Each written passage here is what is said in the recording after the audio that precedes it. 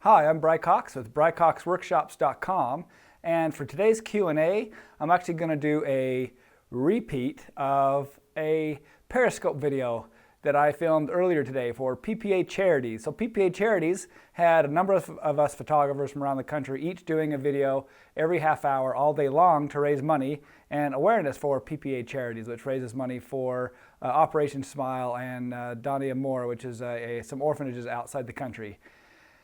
Well, apparently my Periscope, and I don't know if somebody else was logged in on the account at the time, if that was a problem, but for whatever reason, I was super choppy and completely inaudible. And it didn't matter if I was on Wi-Fi or my phone's LTE. So never had trouble with Periscope before, but apparently today I did. So I thought, you know what? I tried to do a real quick iPhone video that they could send and hurry and put on their Facebook page.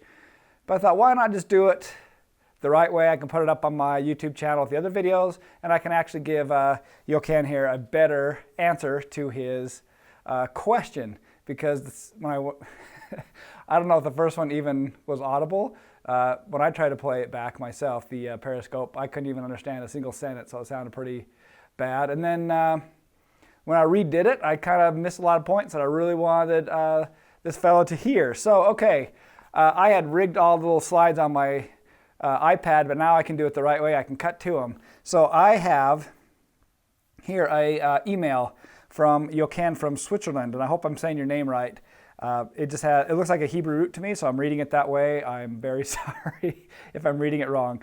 But Jochen from Switzerland says, "Hi, Bry. I saw your night city portraits of Bethany on your blog, which I liked very much. And I am planning a city night shoot with a friend, and I'm wondering which light setup you are using for your night portraits. Was it a wireless system, flash, studio flash, just several?" That actually particular shoot is a mix of lighting, and I'll talk about that. Sometimes they're flash, sometimes I was using natural light at night.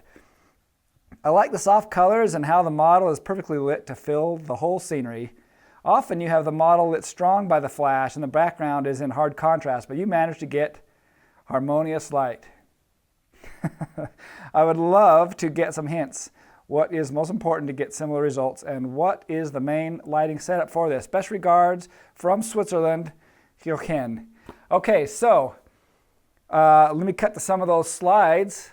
So this are some pictures of Bethany from my blog. It's a photo shoot I did in Atlanta in the middle of a night, kind of like a night shoot on the city streets. And this first shoot here, this first image, you'll notice, the background looks great, and it's not too dark, it's not too bright. There's detail back there, but she's got good skin tones and she's separated off the background.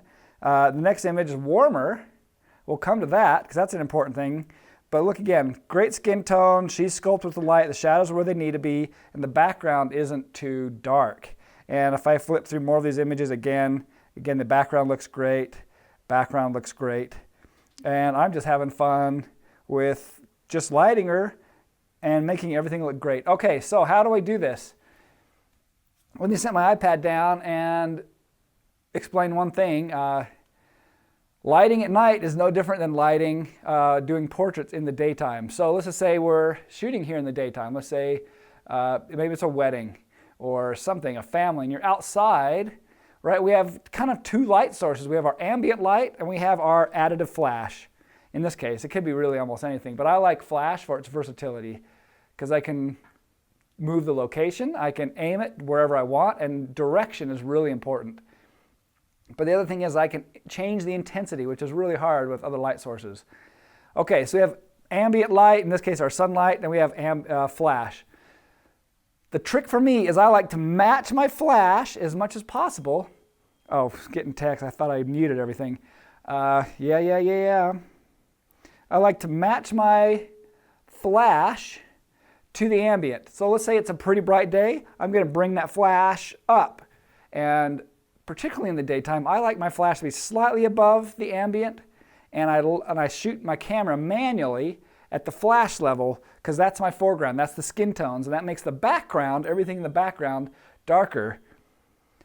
Okay, so then, now let's say it's even brighter than sunlight. Let's say you're here in Utah, you're at the top of a mountain, 9,000 feet up or something, no trees, no shade, and it's snowy, right? So it's just super bright sunlight, and it's just super bright everywhere outside, just bright.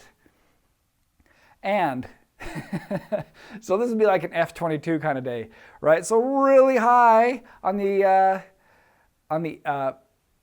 ambient light, which means we need a lot of flash if we're going to try to create like a nice deep blue sky and not a washed out white sky. If we want that blue sky, crisp white horizon, nice crisp details. Why is everything beeping? All right, I thought I had everything to just mute that too. All right, so we need a lot of power. In that case, a little flash probably won't do it. We either need a lot of flashes stacked up, or my choice would actually be some really high powerful studio lights on location, like Elinchrom Rangers, Profoto, Cute Bees, those kinds of things. All right, so a lot of power. So now let's talk about night and why that's the same. So maybe you're shooting a wedding. It's daytime, moves into afternoon, moves into evening. Now it's nighttime. Maybe they're cutting the cake. Maybe they're running off. You need some really cool portraits of these guys running off at night. So where's our ambient? Our ambient's way down here. It's as low as it can be. It's dark as dark. Here's what happens with a lot of photographers. Here's the mistake. They don't bring their flash down to match. What they do is they go, oh no, it's getting dark. I better crank my lights. Right? And they start pushing their flash brighter and brighter and brighter. The darker it gets outside, and what happens, you get a gap. And this gap between your flash and your background is what creates that black background. It's just black, right? If your camera's set here and this is where your flash output is, this can't even be seen. It's so dark. It's just gone. And you get super contrasty shadows, and everybody is just kind of blocked up. Not good. So the trick, bring your exposure down, bring your flash down. Get that right down to the ambient as much as possible. So what that means is, right, higher ISOs, slower shutter speeds, bigger f-stop, turn that flash down. Now people go, but I don't know how to do any of that because I don't set my camera manually or my flash manually. I use all the little fancy gizmos. I use the little lady in the hat dial, or I use the flower or the mountain, or aperture preferred, priority. Right, so none of those auto. The trick is, again, no auto functions. We want to control things. We're proficient in our profession as part of being a professional. So being proficient in our profession means controlling those details. And that means setting your ISO, f-stop, shutter speed manually. And I have a lot more videos on those.